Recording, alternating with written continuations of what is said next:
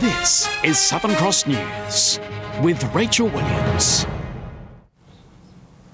Good evening, everyone. The Labor leader is standing by her candidate for Lions, despite questions over his handling of funds when he was CEO of the PCYC. The Liberals say Darren Clarke should be disendorsed, but the Liberals themselves are under scrutiny, with the cloud of an email scandal still hanging over one of their MPs. Labor out on the hustings in New Norfolk today, but Lions candidates, including Darren Clarke, not on board with today's campaign announcement. Should we read much into the fact that Darren Clarke's not here standing next to you today? Well, as has been the case for all of the announcements I've made, I've done them with the appropriate shadow minister. Mr Clarke is in the spotlight over his time as CEO of police and community youth clubs.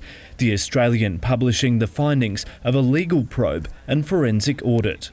These are very serious findings of two independent reports, and the Labor leader Rebecca White has a lot to answer in relation to this. Rebecca White says police determined there wasn't a case to answer for, and Labor vets all candidates. The matter regarding Darren Clarke has been appropriately dealt with by Tasmania Police. The process found that there was no case to answer. This is just muckraking now. If there is no problem, then Darren Clarke should step in front of the cameras and therefore the Tasmanian people and explain himself. The Liberals are facing questions themselves, with a cloud still hanging over MP Adam Brooks. He resigned as mining minister in June 2016 as an audit was ordered into his use of a business email account. But 20 months on, voters are still none the wiser about the audit as Mr Brooks seeks re-election. We've accepted that until this has been cleared up that he can't re-enter cabinet, but that doesn't stop Adam from his will to want to carry on being a good local member for Braddon. Will Hodgman's got a member there in his team that he's ruled out from ever being a minister in his cabinet. He's carrying around a lame duck and has failed to complete an email audit in time for the election. The government has previously said the department reviewed Mr Brooks' decisions and found there was no conflict. Michael Breen, Southern Cross News. Passenger trains could be back on our state's disused railway lines under a Labor Party election pledge. The opposition has committed to invest $3 million towards rail infrastructure projects if it wins the March 3rd election. The funding, of course, will be on a project-by-project basis. There's several points of interest around the state, the Derwent Valley line here. There's interest on the west coast to operate on disused lines, and there's also interest in the northeast. Can you just imagine catching a train from here in New Norfolk, travelling up to Mountfield, and the wonderful scenery that you could experience along the way? The Liberal Party, meanwhile, today also promising to freeze inland trout fishing licences at the current cost of $75 for adults for the next 4 years if it wins majority. Thousands of beer lovers are frothing tonight, exploring a range of Tasmanian and Australian craft beers. This year's Hobart Beer Fest includes 30 producers with some weird and wonderful creations on offer. Tapping into a developing passion for craft beer, thousands of punters pouring into Prince's Wharf 1 for Hobart Beer Fest. I mean, everyone loves beer. I think it's just reinvigorated beer, and everyone loves, talking to the producers and the brewers themselves. So I think that's what's exciting about our festivals. You can talk one-on-one with the brewers. 30 stalls operated by brewers, cider makers and distillers, with some, like Clare Valley Brewing, travelling from interstate. We're starting to spread nationally as a business, and what better way to get in front of 6,000 to 7,000 people than to come to a festival. Moona's Fox Friday has been mixing with some unusual flavours, especially for the Launceston and Hobart Beer Fests. Today, tapping a pineapple and habanero creation. They're great. So you get that kind of sweetness of the pineapple, then that kind of chilli kick in the back there, and yeah, it just goes really well. It's definitely one for the chili lovers. T-Bone has its stout on tap, which tastes more like chocolate milk than beer. The local brewers using the event as a chance to engage with consumers. We like to, gauge the consumers' preferences, get a bit of feedback. It's great just to get out and have a yarn and see them enjoying your product, basically. Michael Breen, Southern Cross News. Jack Hale's Commonwealth Games hopes are up in the air after the sprinter was forced to pull out midway through last night's qualifying final. He now faces a nervous wait with his fate in the hands of selectors. 12 months of ambition and intensive training, potentially crashing down in an instant. And he just felt a slight spasm in his hamstring about halfway up.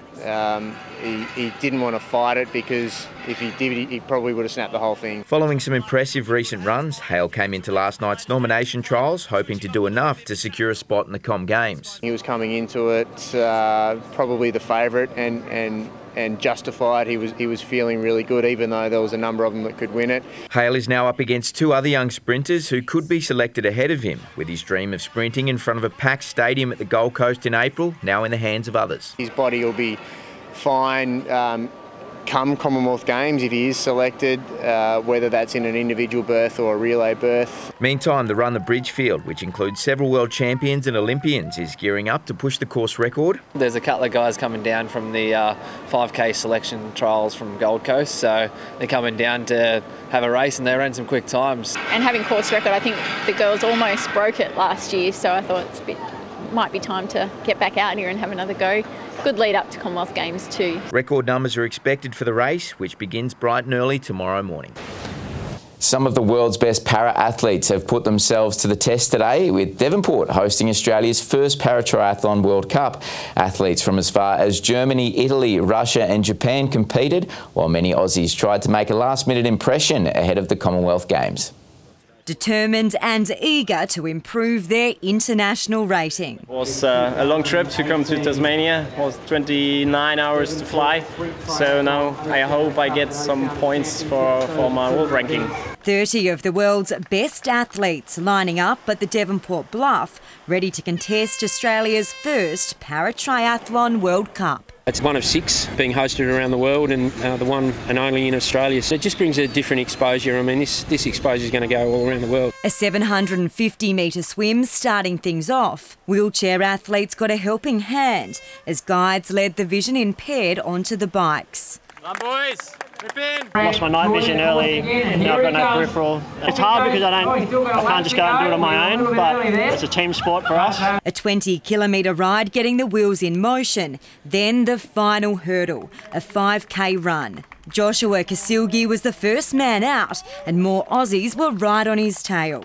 But the Brisbane athlete held his position, claiming the PTS5 title. Joshua Kasilgi is going to take out the World Cup. Last year I didn't really have a coach and I really struggled, but it was good to get first over the line. Jonathan Gerlach second over the line, winning his vision impaired category. But today was really tough, really choppy in the swim, and the bike was really hard with the headwind going out up the hill. So I think tough for everyone, but yeah, it was a good race for it. And the inspirational finishes kept on coming. I'm slowly losing my sight and my hearing, but I'm very grateful Paratriathlon's given me an opportunity to continue doing what I love doing. The main thing about coming here was testing myself against the other guys that I'm going to be racing in the Com Games, and it was good. The full Paratri Games team will be announced next week. So there's a few down here trying to actually still impress the selectors, and there are others that have already been pre-selected, so it's an awesome hit out for them. Monica Dadson at Southern Cross News. The Tasmanian Tigers are edging close to victory in their Sheffield Shield clash against Western Australia. After dismissing the Warriors for just 67 in their first innings, the Tigers sent them back into bat with the visitors 5 for 176 at stumps. An out-and-out slaughterfest, with Andrew Feckerty claiming his first scalp just 2 overs in. As your big appeal goes up and Feckerty gets the wicket, Basisto trapped in front. And it wasn't long before the Tigers' paceman struck again. The umpire took his time, but Philippe departs and Feckerty has 2 wickets. Hilton Cartwright threatened to be the danger man for the Warriors. Instead, Sam Rainbird ended his day on 11. Riley Meredith soon got in on the act, and the Tigers' attack had the visitors on the ropes at 4 for 50. Wanting in on the action, Tom Rogers began to fire, claiming the next 4 wickets of the match. Oh, big edge, and Wade takes the catch. Tom Rogers gets the breakthrough, and it's a wicket. Falls. Tom Rogers has 4 for. Outstanding spell of bowling from Tom Rogers. Simon Malenko slamming the final nail into the coffin of the Warriors' innings, all out for just 67. And with the Tigers given a taste for victory, George Bailey sent the visitors back into bat late this afternoon. Following an impressive season on the track, Cosmic Air has been named the 2017 Greyhound of the Year after finishing last year unplaced on just 2 occasions, having raced in Tasmania, New South Wales and Victoria. The speed machine took out 15 races and placed 7 times from 24 starts. Finally, in sport, sailors have made the most of breezy conditions on the River Derwent for the annual Bellerive Regatta, with more than 80 boats taking to the water for the two-day event, which includes twilight racing tonight. And drivers from around the country are currently battling it out in the state for the two-day Targa Northwest event, comprising of 11 stages and around 170 kilometres of racing. Good evening. It was mostly cloudy across the state today. Hobart reached the state's high of 23 degrees. It was 21 in Launceston and Burnie, and Devonport reached a top of 20 degrees. A persistent westerly flow brought showers to the west and far south, with the most rainfall at Mount Reid. 22 was the top at Bushy Park. It was 21 at Wynyard, St Helens, Friendly Beaches, Grove and on Flinders Island, 18 at Strawn and 15 degrees at Lyoini. Looking at today's clouds, an area of open cellular clouds sat to the west of the state, with a cold front and cloud band approaching, and a developing tropical low sat over the northwest of the mainland, causing some thunderstorm activity. Closer in, we can see broken low-level cloud about the west, south and north of the state, with some wisps of high cloud also evident. Tomorrow's chart shows the cold front crossing Tasmania with a high pressure ridge pushing in behind, and that developing tropical low still dominates Western Australia. Winds west to southwesterly reaching 25 to 30 knots in the south. And there's a strong wind warning for southern waters between Tasman Island and Low Rocky Point. Taking a more detailed look around the state for tomorrow, Hobart, a morning shower or two, 19 the top. The same for Richmond, a top of 20 degrees for Ooze. Launceston, showers developing, a top of 22. Devonport and Deloraine both expecting showers and 21 degrees. Burnie, showers, 21 also. Strawn, 18, 19 degrees and a shower or two for Curry. St Helens, showers developing, 22 the top, 20 for Swansea, Whitemark 23. UV, very high 9s and 10s across the state.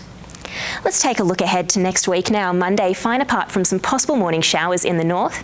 Tuesday, fine and mostly sunny. And another nice day on Wednesday, fine and partly cloudy across the state. Looking further north tomorrow, a cloudy day for Perth, 28 the top. A possible shower for Adelaide. Brisbane, mostly sunny and 32. Sydney, 29 degrees. And Melbourne, looking to be partly cloudy with a top of 25. Well, that's all your news for now. Thanks for joining us. Good night.